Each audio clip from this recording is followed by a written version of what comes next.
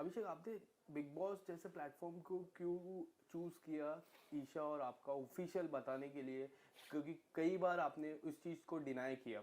Big boss पे आपने तुरंत कहा कि हम लोग रिलेशन में थे, और काफी सारी चीजें हुई, फिर समर्थ आए, उसके बाद काफी सारी चीजें हुई, तो यही प्लेटफॉर्म क्यों चूज किया आपने? सर मैंने चूज नहीं किया। जब मैंने साइन किया था मुझे नहीं पता था ईशा आ रही है, बट जाने से पहले पता चल गया था कि ईशा भी आ रही है। मैंने कहा ओ शिट, अब क्या होगा।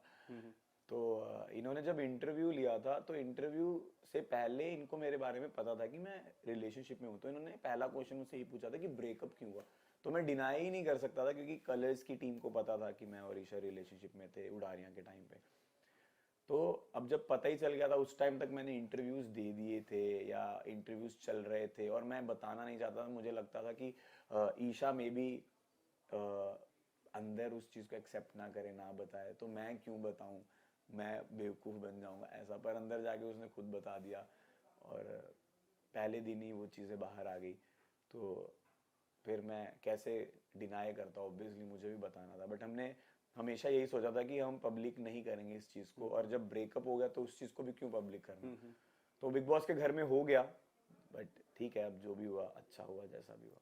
क्या आपको एज अ पर्सन, क्योंकि मुझे एज अ व्यूअर उनका लगा कि जब समर्थ आए, चिंटू, जब आने से पहले फ्रेंडशिप हुई, थोड़ी बहुत फ्रेंडशिप हुई, थोड़ी बहुत नोक झोंक हुई, बट उनके आने के बाद सिर्फ नोक झोंक हो रही थी, ऐसा कुछ आपको लग रहा था एज अ ईशा और पर्सन? मेरी, यस।